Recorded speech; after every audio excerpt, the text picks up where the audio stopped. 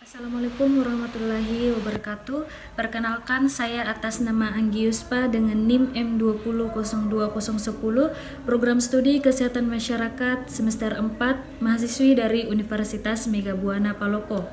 Dalam video kali ini saya akan menjelaskan secara singkat tentang tata cara yang baik dan benar dalam melakukan suatu presentasi. Presentasi adalah berbicara atau berkomunikasi di hadapan orang banyak untuk menyampaikan suatu gagasan, ide, materi, dan sebagai narasumber atau hal lainnya. Presentasi harus dilaksanakan dengan baik agar setiap maksud yang akan disampaikan oleh presentator atau presenter dapat dipahami dan menarik perhatian audiens. Adapun tujuan dari presentasi itu tentu berbeda-beda tergantung pada kegiatan apa hal yang ingin dilakukan. Akan tetapi pada umumnya tujuan presentasi adalah untuk membagikan informasi terkait suatu hal yang penting untuk diketahui para peserta yang hadir dalam acara atau pertemuan tersebut. Nah, adapun hal penting yang perlu dipersiapkan dalam sebelum melakukan presentasi, yang pertama, menyusun materi. Ketika ingin presentasi, hal pertama yang perlu dilakukan adalah menyusun materi. Buatlah materi yang strukturnya mudah dimengerti oleh para audiens. Kemudian yang kedua, persiapkan diri. Setelah materi sudah tersusun rapi, berikutnya adalah bangun kesiapan diri dengan cara aktif berlatih sebelum melakukan presentasi. Kemudian yang ketiga, pahami materi. Tahapan ini penting untuk dilakukan agar jalannya presentasi sesuai dengan apa yang diharapkan. Kemudian ada cara presentasi yang baik dan benar.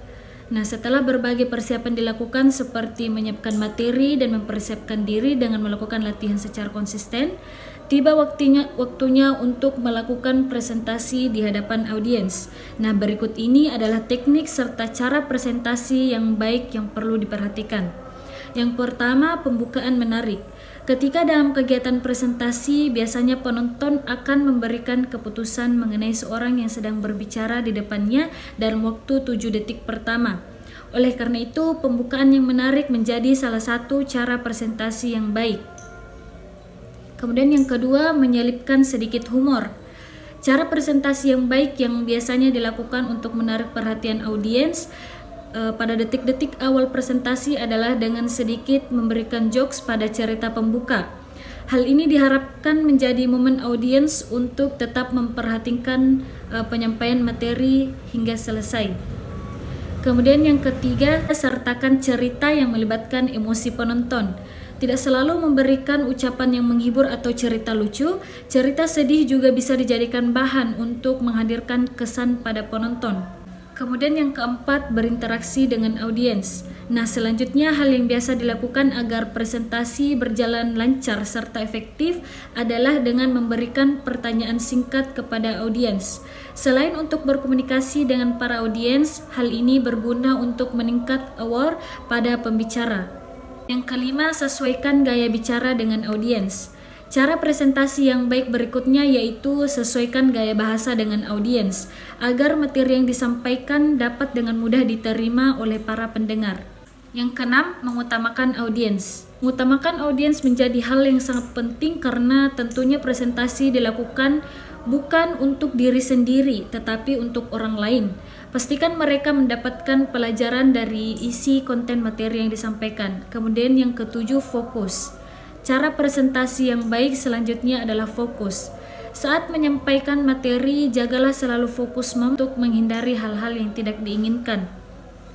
Kemudian yang kedelapan, hilangkan ketegangan dengan bergerak perlahan.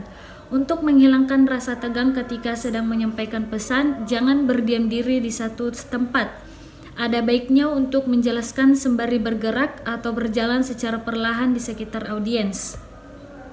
Yang kesembilan, lakukan kontak mata. Melakukan kontak mata juga dapat menjadi bagian dari cara presentasi yang baik. Yang kesepuluh, persiapkan hal yang tidak terduga. Jika tiba-tiba ngeblank, pastikan kita punya rencana cadangan. Bisa berupa materi atau pembahasan lain yang masih terkait jika lupa akan sesuatu. Yang ke-11, manfaatkan teknologi. Memanfaatkan semua teknologi yang dapat membantu dan mempermudah melakukan presentasi seperti remote atau clicker yang berfungsi memudahkan untuk melakukan pergantian slide tanpa harus kembali ke laptop. Kemudian yang ke-12, jadilah diri sendiri. Ketika berada di hadapan audiens, maka mereka bisa melihat segala gerak-gerik pemateri yang ada di depan. Tetap jadilah diri sendiri ketika sedang berada di depan audiens. Yang ke-13, tinggalkan kesan kepada audiens.